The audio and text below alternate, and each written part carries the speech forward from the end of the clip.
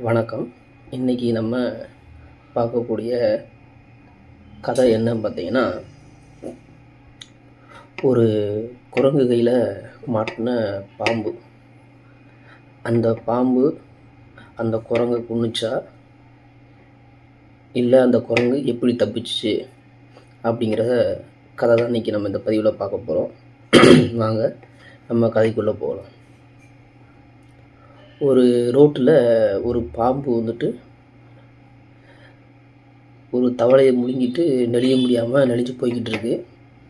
அதை பார்த்த ஒரு சுட்டி குரங்கு வெள்ளாட்டுத்தனமாக அந்த பாம்பை கையில் பிடிச்சிருது.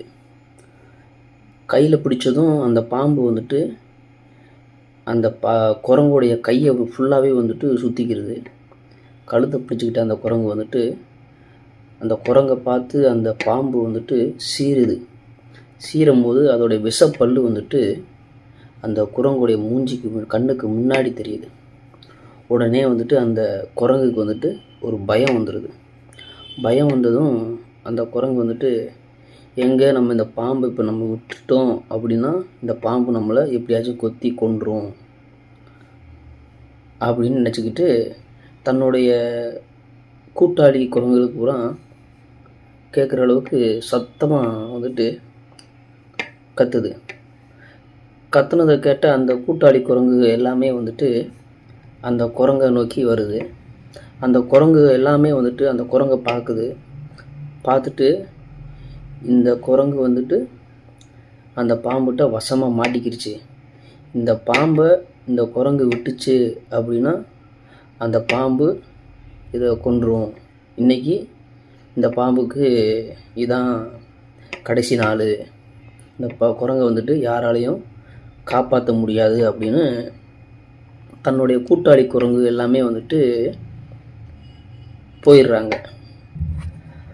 அந்த குரங்குக்கு மேலும் பயம் அதிகமாக ஆரம்பிச்சிருச்சு. எங்கே நம்ம விட்டோம்னா இந்த பாம்பு நம்மளை கொத்தி கொன்றும் அப்படின்னு ஒரு பயம் வந்துருச்சு. அந்த குரங்கு இருந்தாலும் தன்னுடைய பிடியை விடுறதா இல்லை. அந்த குரங்குக்கு நேரம் ஆக ஆக ஆக டயர்டும் ஆயிடுது, பசியும் எடுத்துருது, சோர்ந்தும் போயிடுது. நம்ம அவ்வளோதான், நம்மளை இந்த பாம்பு எப்படியும் கொன்றும் அப்படிங்கிற நிலைமைக்கு அந்த குரங்கு வந்துடுது. அப்படிங்கிற ஒரு முனிவர் அந்த பாதை வழியாக வராரு. வரும்போது அந்த குரங்கு அந்த பாம்பை பிடிச்சிருக்கிறத பார்த்துட்டு அந்த குரங்குடைய நிலைமையும் அந்த பாம்பையும் பார்த்துட்டு அந்த குரங்குடைய பக்கத்தில் வராரு அந்த முனிவர். அந்த பாம்பை தூக்கி போடு அப்படின்னு சொல்கிறாரு. அந்த குரங்கு பதிலுக்கு, இல்லை, இந்த பாம்பை நான் தூக்கி போட்டேன் அப்படின்னா இந்த பாம்பு என்னை கொத்தி கொன்றும் அப்படின்னு அந்த குரங்கு சொல்லுது. இல்லை இல்லை, நீ தூக்கி போடு அப்படிங்க.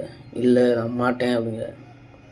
அந்த பாம்பு செத்து ரொம்ப நேரம் ஆச்சு, அதை நீ தூக்கி போடு அப்படின்னு சொல்கிறாரு.